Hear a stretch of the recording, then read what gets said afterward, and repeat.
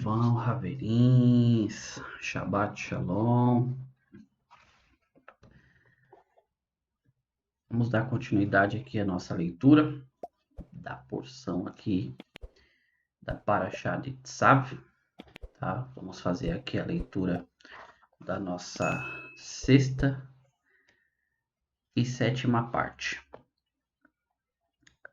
Haverins, amigos, como a porção ela é curta, né? E a gente evita de todo jeito, né? Fazer gravações em Shabbat, essas coisas, né? Na internet, computador, tá?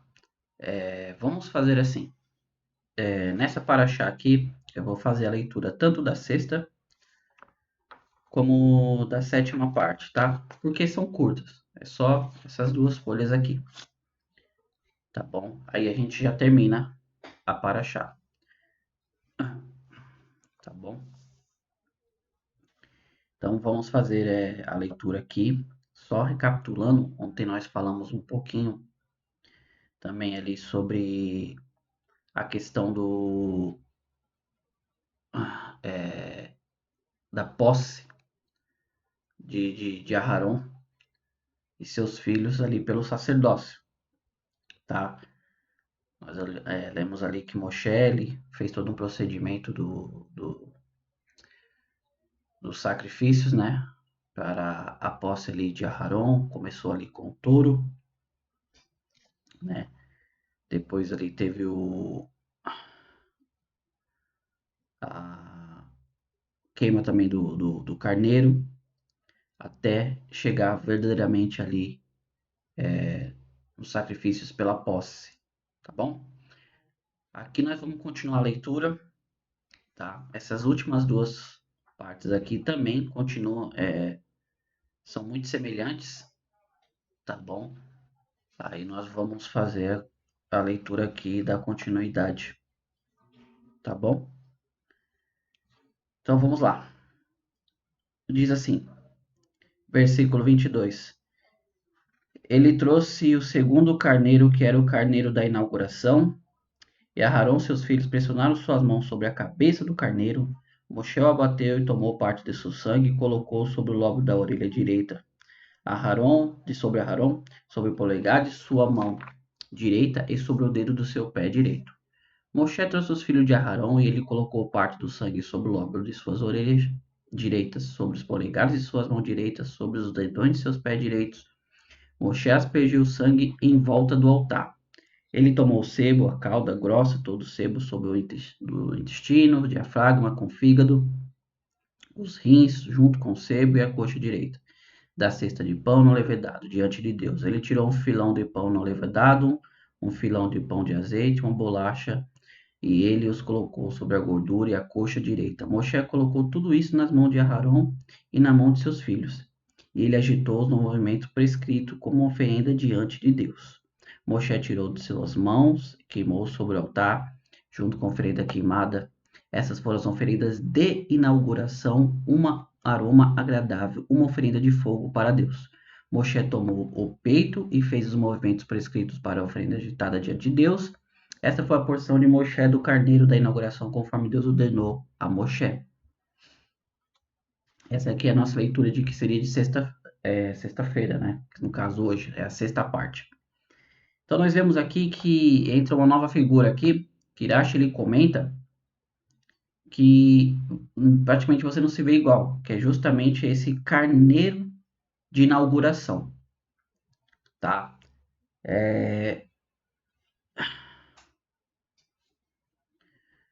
Diz assim, no hebraico, Vaikerev et Haeli Hashini El Hamisluim, né? Que seria esse carneiro aqui da inauguração.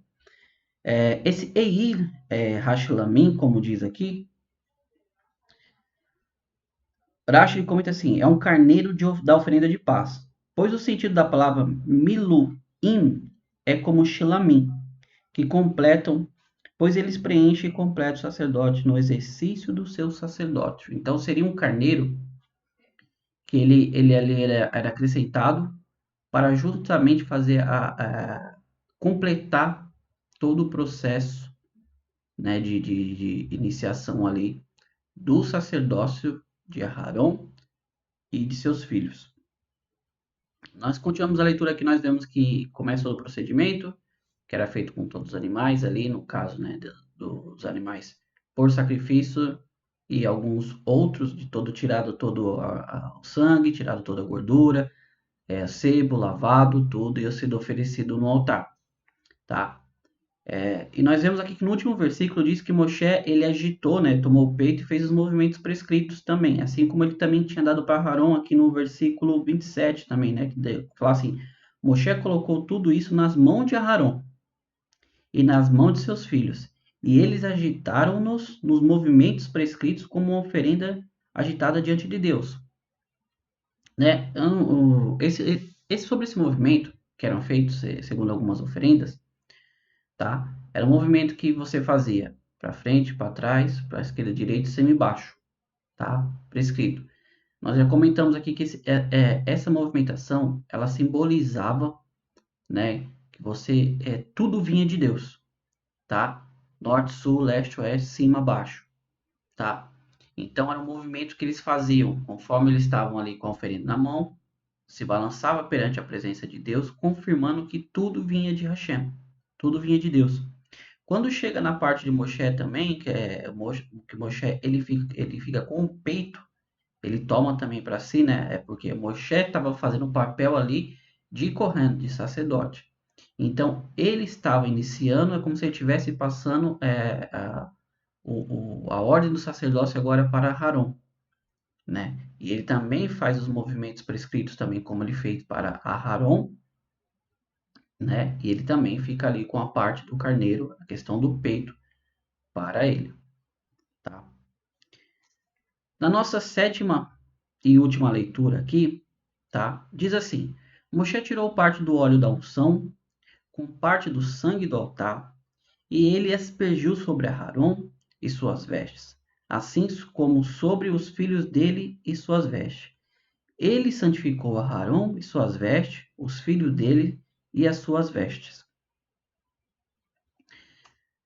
Nós vemos aqui então que Moshe pega um pouco desse sangue que ele tinha tirado para fazer a expiação ali, ele junta com óleo e asperge sobre Aharon e seus filhos.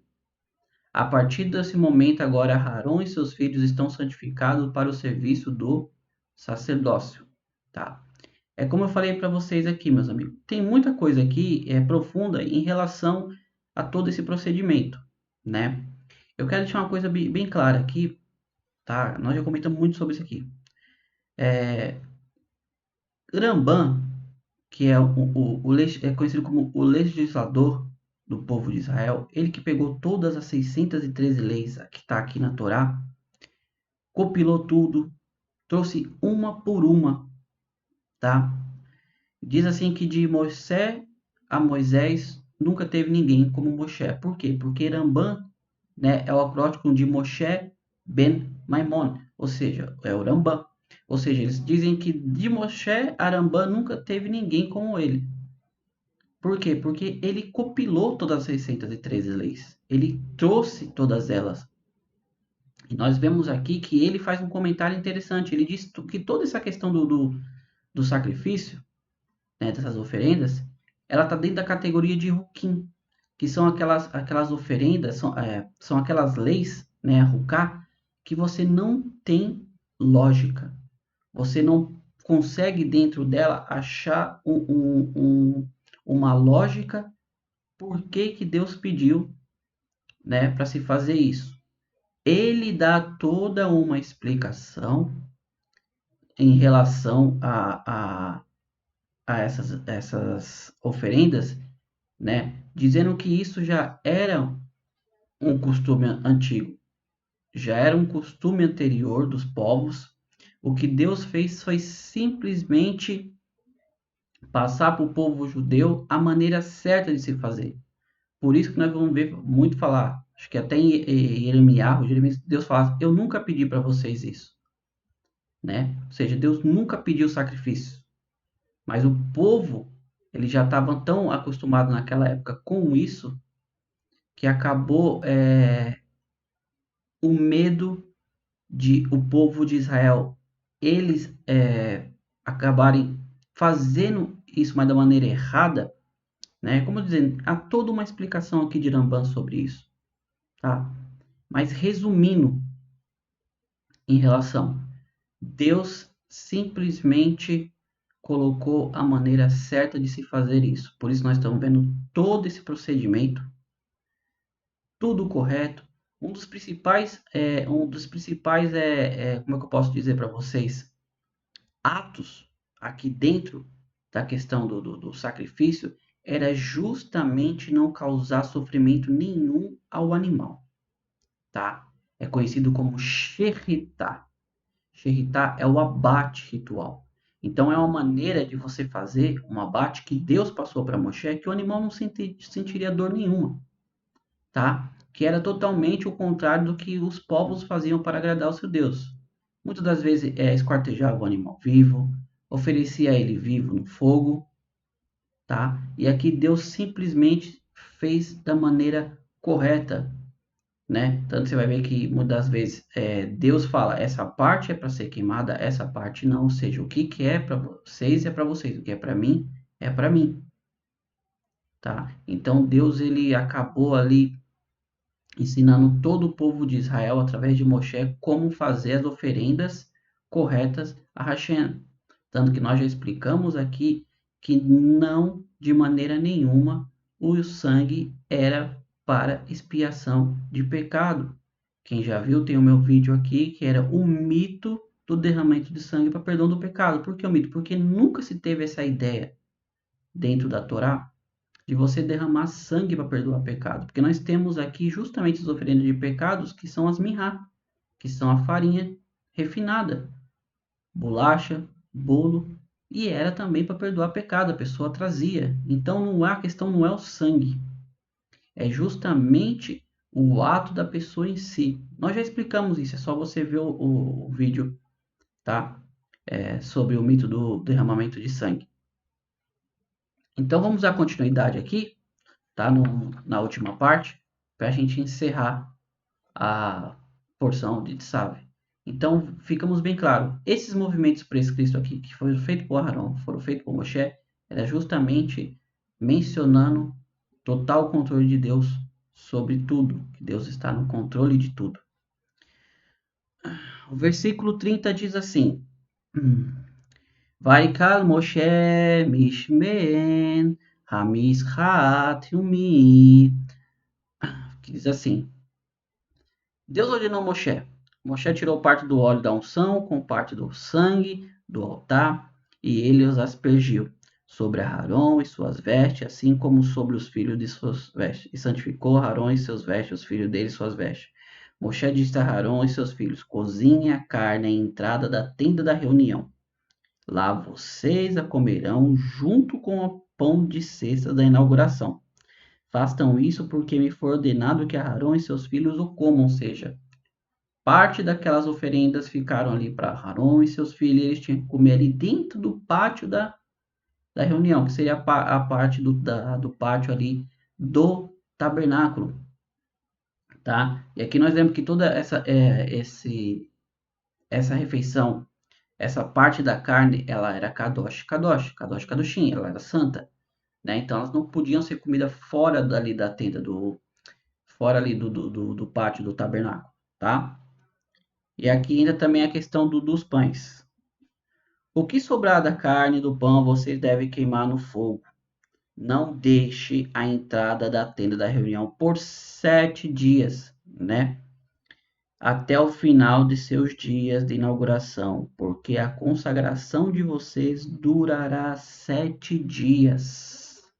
Então nós vemos aqui, nós entendemos que todo esse processo ele seria repetido durante 7 dias.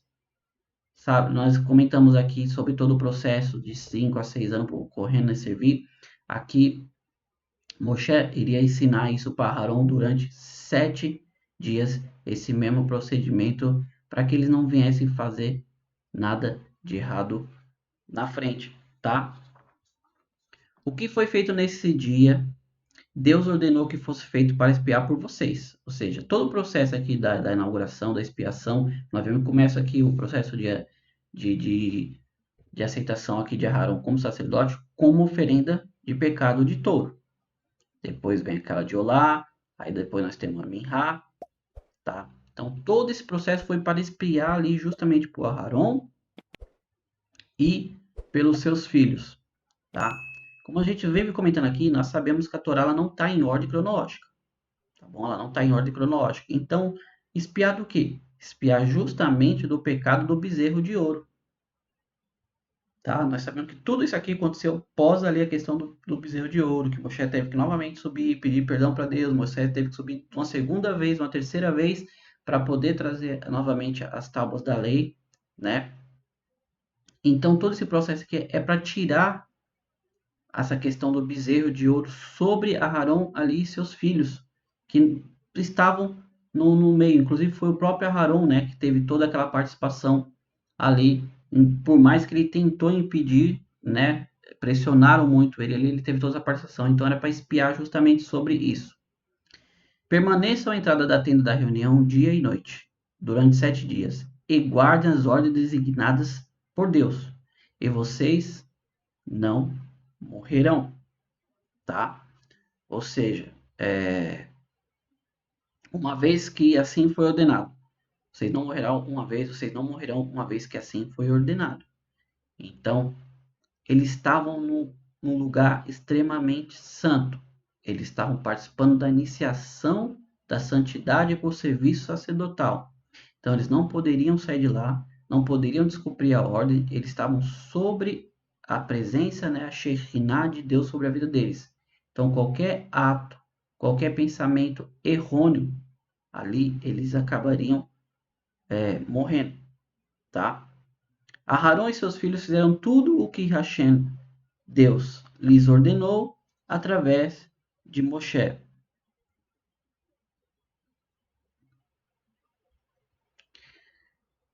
Nós terminamos aqui a Parashá de Tzav.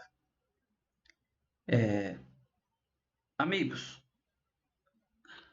nós estamos vendo que toda essa questão não é brincadeira, né? Não é uma simples, não é uma simples unção, não é um simples chamado, tá? Nós começamos aqui com Deus falando para Moshe, para Aharon, seu sacerdote. E durante todos esses 7 dias, Moshe ele ia continuar com eles, ensinando todo o procedimento. Nós vamos ver que na próxima paraxá, na paraxá aqui de Shemini, Aharon ele começa a fazer por si próprio. Agora, todo o processo ali das oferendas, dos sacrifícios para Hashem. Então, durante 7 dias, eles passariam por esse processo, tá? Aqui entra o quão importante no serviço de Deus você primeiro ser testado, você passar ali por um processo de ensinamento, para depois você exercer o sacerdócio, você exercer a sua função. Existe toda uma questão aqui muito profunda sobre o processo de posse de Aharon do sacerdócio, que é justamente a questão que ele estava ali com os seus filhos, seus 4 filhos. E também os seus 4 filhos teriam que estar no mesmo sentimento, teriam que estar ali na mesma ligação que Aharon para com Deus. Tá? Nós poderíamos trazer aqui também uma mensagem sobre a questão da questão dos filhos estarem junto, estarem ligados, estarem ali na mesma fiação que o pai para poder servir juntamente no serviço a Hashem, tá? Na próxima paraxá, nós vamos ter aquele famoso caso dos dois filhos de Aharon, tá? Vamos deixar para comentar sobre isso lá na frente, que justamente, né, tem toda essa questão de a família, né, no caso aqui, ela está em total harmonia com a vontade de Deus, tá? Eu não vou adentrar muito sobre esse assunto, porque ele vai ser melhor tratado posteriormente na frente. Aqui nós estamos tratando justamente sobre a posse de Aharon para o sacerdócio, tá bom? E a mensagem, meus amigos, a mensagem que fica aqui para mim e para você, mais uma vez, não tem como fugir, é o quão sério é um processo para você servir a Deus, para você tomar posse de algo que você vai dirigir, que você vai estar na frente para Deus, que não é de qualquer jeito, tá? Aqui eu vou enfatizar algo muito profundo. A questão da hipocrisia nas nossas vidas, tá? É o que acontece muito hoje. Nós comentamos aqui que quando Aharon ele iria fazer um sacrifício, uma oferenda, a mente dele não poderia estar ligada em outra coisa. Se um sacrifício era para Hatat e outro para Olá, ele não poderia inverter essas ordens, mesmo que em pensamento, que já invalidava o serviço. É aquela coisa. Porque Avot fala que nós nunca devemos esquecer que tem olhos sobre nós, que tudo vê. Que não adianta você mentir, seja para o seu pai, para sua esposa, para o seu amigo. Que Deus, ele sabe o mais íntimo do teu coração. Nós já falamos aqui também um pouquinho da questão das vestimentas da alma, que tudo começa no intelecto. Aonde Deus habita. O que você transparece aqui fica para os outros. Mas o que está no interior, simplesmente só Deus e você sabe. Eu não vou falar só você e Deus, porque Deus sabe mais ainda do que você sobre você mesmo. Então, Aharon, ele não poderia chegar ali e fazer uma oferenda para Deus, um sacrifício de alguém, com a mente voando, flutuando, trocando a ordem das oferendas. Aí você para e analisa hoje. Muitas das vezes você vai falar, você vai tomar a direção de algo, né, para Deus, mas o seu pensamento está longe. Você está brigado com fulano, não fala com ciclano, está devendo um beltrano, e você sobe ali e quer falar que Deus é bom, Deus é maravilhoso. Como eu disse, na Paraxá que vai vir agora, nós vamos ter um caso muito incrível o como Deus faz, ele faz as coisas. Para a gente não morrer na presença de Deus, a gente não deve trabalhar com hipocrisia. Como Deus falou ali para Haron. Olha, faça tudo conforme Deus diz, para que vocês não morram. Durante esses 7 dias vocês permaneçam aqui na entrada da tenda. Vocês foram consagrados, vocês estão santos, vocês não podem sair daqui quando todo esse processo de iniciação não terminar, processo de treinamento não terminar. Eu não sei se vocês estão conseguindo entender onde eu estou querendo chegar, é que para Deus não se faz nada de qualquer jeito. Você não pode querer e falar de Deus, sendo que muitas das vezes a sua vida está toda desconstruída.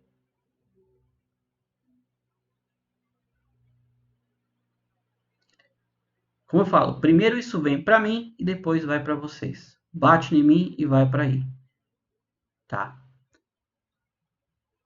Tudo que nós falamos, todas as atitudes que nós tomamos na vida para falar em relação às coisas de Deus, primeiramente a minha vida ela deve estar correta com Deus. Mas a maioria, todos nós somos falhos sim. Mas se tem uma coisa que o judaísmo me ensinou, é que isso é apenas uma desculpa.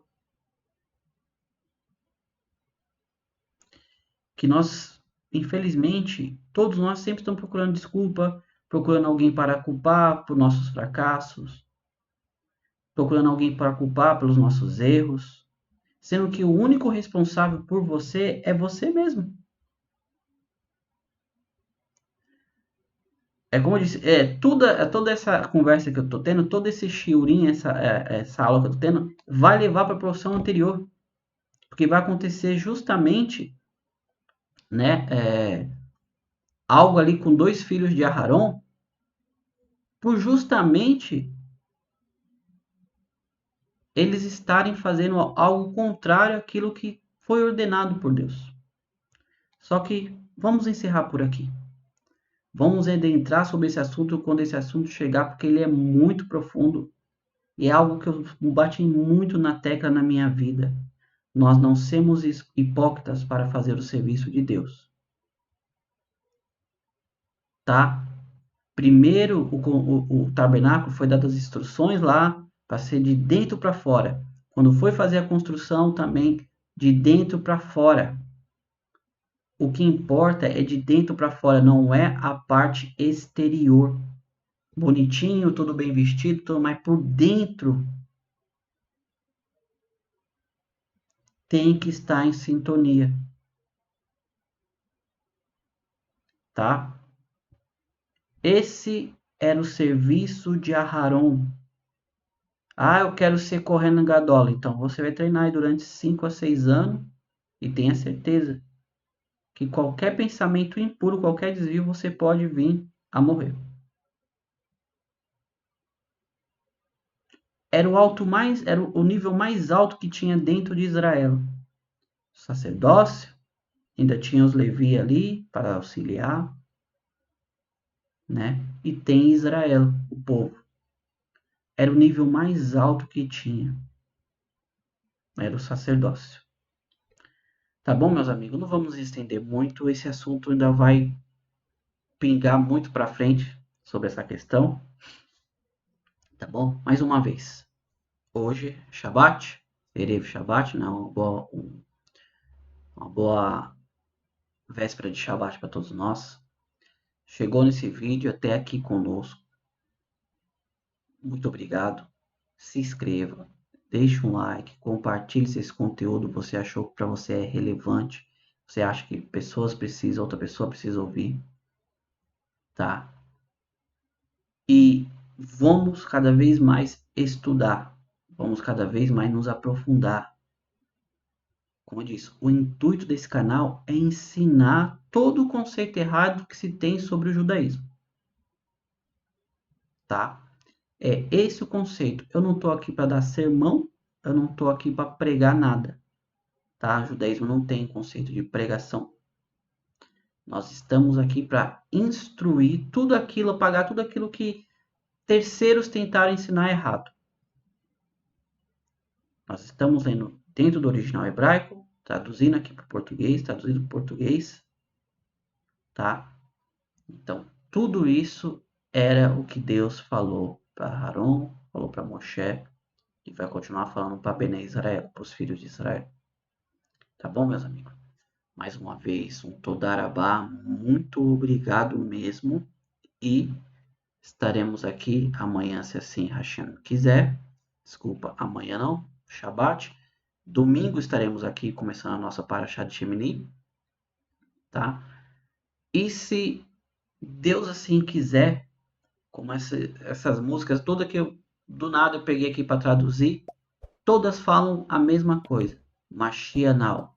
Nós sabemos que estamos às portas de Mashiach se revelar e trazer a redenção para o povo de Israel e para toda a humanidade, tá? Então que esse dia seja agora, ao término desse próprio vídeo, que Mashiach venha Mashiach possa vir e mudar toda a história da nossa vida.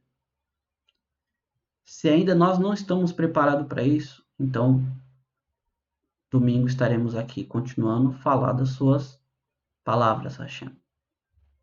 Tá? E que todos tenham Shabbat Shalom. Fiquem todos com Deus. E que não se esqueçam. Estudem, meditem, aprendam. Se tem algo que ninguém pode tirar de você nesse mundo, é o seu aprendizado. Tá bom? Todarabá, Derritraot. Até a próxima. Tchau, tchau.